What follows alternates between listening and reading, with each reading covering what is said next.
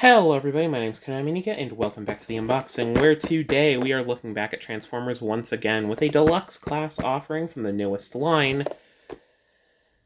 You know what it is by now. Today, we are taking a look at the Transformers Age of the Primes deluxe class, Solus Prime. Again, we are taking a look at one of the Primes. They're like the big, I guess, character for Age of the Primes, as you could probably guess. And they're just kind of neat. They're like some of them are hit or miss, I guess, if I'm gonna be honest. But I mean, from what I've seen, when they work, they generally work, and when they don't work, they don't work. I mean, I guess that's just true of Transformers generations in general, but you get it, you get it. If I'm being honest, I picked up this figure after I saw a review of it, specifically Dr. Lockdown's review. I highly recommend it. Go watch his channel if you haven't already, though I'd be surprised if you didn't know about his channel and you're here for some reason. But go check out his channel. He's a lot better at this than I am. But anyways, yeah. Here we are looking at the, I guess the first female Transformer or whatever. Solus Prime. It's weird. Transformers is weird. Don't worry about it. So anyways, looking at this box, it is very similar to what we saw with Megatronus a little while ago. A basic rectangular box that is mostly black because Hasbro's really clamping down on fancy boxes these days. You've got the Transformation Steps logo here in the corner, Transformers right down here, Age of the Primes, 13 Solus Prime. And on this side, you get a piece of artwork for the character, as well as her vehicle mode, as well as getting a window package look into the figure itself, which looks quite nice. At the top, it simply says Takaratomi and 13 Solus Prime. At the bottom, it's usual legalese. On this side, you get a larger version of that same art of Solus Prime. It looks very nice. I like how it looks. Age of the Prime, Solus Prime. On this side, you get the kind of continual banner sort of thing. In this instance, you get to see 3 more of the Primes. I don't know who each of these are. I know this is Alchemist, and I know that's Solus. I don't know who the fuck that guy is, though. Micronus? This is a deluxe class. On this side, you get an image of a CGI render of the figure. You get to see its accessory, the 2 different modes, the number of steps for the transformation, that it is a real Transformer, or whatever. And yeah, it looks nice. But anyways, I think it's about time that we broke into this package. There we go. Slice it open at the top, open it like so, and slide the figure out of its packaging. So, some of the things you get instructions, because this is a Transformer, and they gotta show you how to transform it, just in case you want to. Anyways, let's check the back real quick. There are no accessories back there. So, all the accessories are in this little baggie. It's really weird that they're still doing the baggies. I don't think any other Hasbro brand has been still using them, but whatever. Maybe it's like because of R&D costs, maybe it's because these were planned to be plastic-free for a while before they went back to full plastic, but whatever. Anyways, inside here is the one and only accessory you get with this figure. That being her hammer. I don't remember what it's called. It's like a fucking forge or whatever. But it is her unique weapon, and it is painted very well. I like the way that the yellow is contrasts with the gold, as well as like the purple. It's a very nice color combination. And it has a nice shape to it. It's very sci-fi, but it still works. And obviously there's like a little peg that you, I guess, push out to get this out or whatever, which looks nice. And that's probably good for functionality. And on the top, you get her Prime logo. That's where it is. I don't think it's on the figure itself. It's just here, and it looks nice. It's painted well. And yeah, hammer. But without further ado, I guess it's time to get into the figure itself. This is going to be a quick unboxing, I'm realizing. I mean, I guess it's fair. It's a deluxe class Transformer. We aren't doing anything too crazy here. I could just do that for that, and then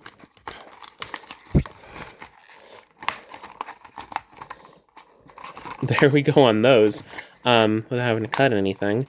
I should probably have grabbed my nipper, but I've been building a lot of model kits recently.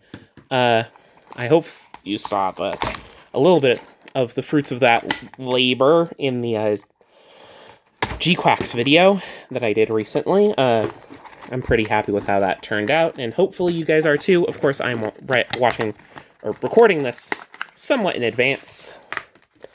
Oh, I'm gonna need to cut that because it's in the... There we go. There we go. Got it cut out. There we are. And here we have... That's how we get the shoulder pads down. And here we have Solus Prime in all of her glory. She's about like a 5-incher, I think. 5 and a bit incher. For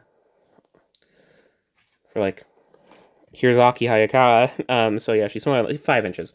Yeah, I can pretty confidently say that. That's about the size of a deluxe class. But yeah, let's get a closer look at her. For one, she does look very nicely detailed. There's an interesting difference in some of the shades of purple, like her shoulders, and some of these bits are a much lighter, glossier purple. Maybe that's like a... I haven't really noticed that about other people's figures, but like you can kind of see it. It's not the end of the world. I'll live, but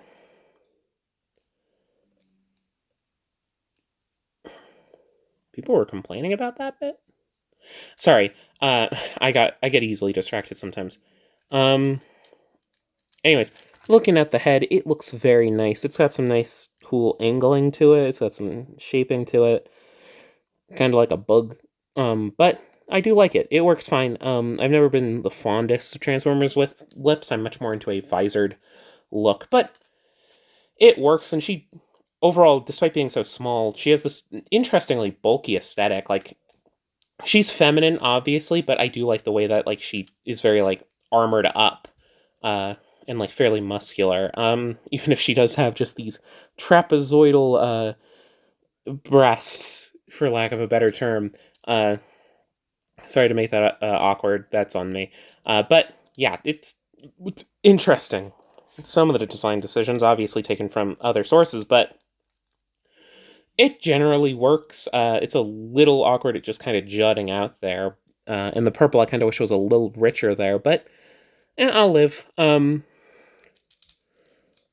I really like that she has this waist cape. It's very fun, and I do like that. Like, you can keep that bit down while still kicking the leg forward. That's really cool. Yeah, the arms are fairly simple. Again, it's a Transformer from the Generations line, so it's not going to be crazy well painted, but it's still going to look nice. The shoulder pad purple is probably my favorite purple on here. It's very nice and rich. But the gold seems fairly well painted. The layers here seem a tad thin, but up here it looks fine. And like the yellow, while not standing out too much, is just that little bit of like a highlighty punch. Some of it might be a little misaligned on mine, but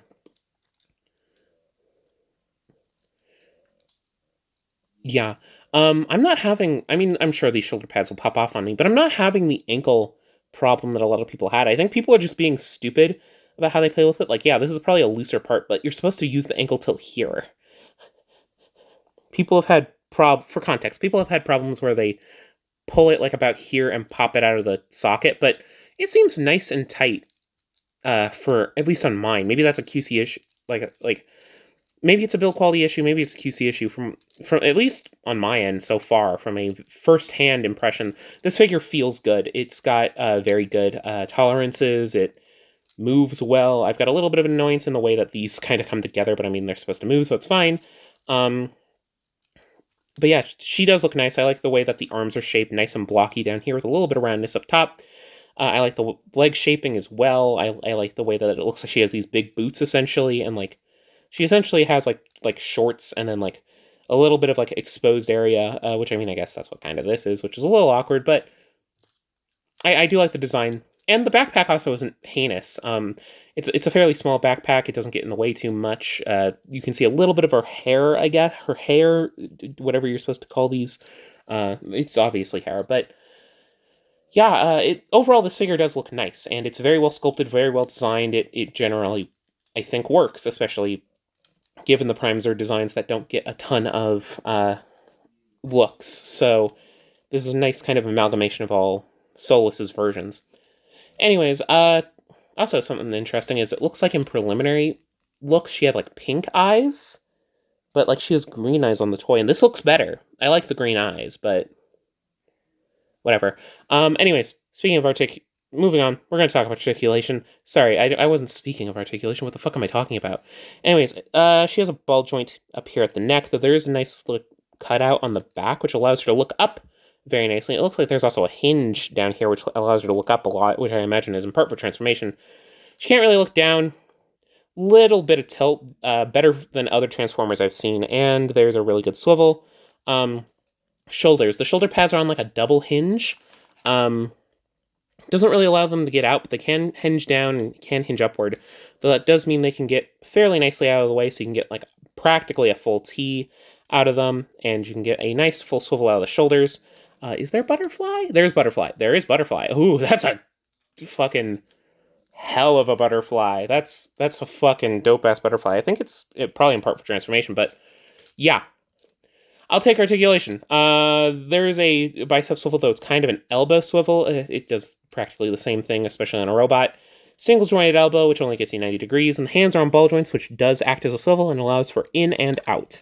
Not really out, just in, but whatever. There's a waist swivel. It looks like it's probably going to be limited by the backpack, but you can get most of the way. But there's waist swivel, which is very nice and very well integrated, all things considered. I like the way that the hips kind of jut over it. It looks nice. Waist skirt. It's on 3 hinges, which allows them to go up like all the way, and that kind of reveals the waist bit. But they can also be moved independently, and it looks like there's like a swivel on the center part as well on a mushroom peg, though that's probably for transformation. Speaking of kicks, these are on your usual mushroom peg universal style joints, so it's able to kick forward that far, which is very nice. Kick back about that far, though limited by the butt skirt. You can probably swivel it out of the way and get a little bit more range, yeah. And then outward, it's practically able to go the full splits. There's a little bit of hindrance, but it's not bad. It looks like there's a thigh swivel, pretty cleverly hidden by the way that this kind of goes up, but that does somewhat limit its range, being hidden like that, but it gets more than enough. There is no swivel at the knee. It is a single jointed knee that it only gets about 90 degrees. There's a swivel at the foot, and there's also an ankle tilt down here. I don't think there's no toe bend. But yeah, that's, for a deluxe class transformer, that's really good. This thing's like, what, $25 approximately? And she's able to move really fucking well. I'm honestly really happy with this, but first we gotta get her hammer in. You kind of gotta split it in half, put that through, and then put that on. And that probably means she can also have like 2-handed poses with it, but yeah, I guess the biggest limitations are the single joints in the elbows and the knees, because they kind of limit that range, but everything else, and like obviously there's no like ab crunch or anything, but for a transformer, especially a deluxe class, this is pretty nice. Honestly, yeah, I do recommend it. People have been making a big fuss about some of the build quality issues, but like, it feels fine in hand, and I imagine it probably becomes worse with transformation, and I can probably note that if I do ever do like a review of this, or like put it in like a top 15 or whatever. But this is a very good deluxe class transformer, and I would recommend it if you do get the chance, or like find out in the wild, or get an option to order it somewhere. It's been pretty readily available from what I've seen, like at least online. So if you've been, I guess, wondering about it, go ahead and pull the trigger, I guess. But yeah, this is a very good figure. I do recommend it. If you did enjoy this video, do all the usual YouTube stuff. I'll be hopefully having more Transformers content on the way soon. But I did a video on Megatronus, and I did a video on Omega Prime. The Omega Prime has, I guess, some issues from the fact that I didn't know about the breakage at the point I was recording it. But you can go and watch those videos if you feel like it. I got also other videos coming up, so do stick around if you do enjoy action figure content. And yeah, I hope I'll see you all next time. Bye-bye!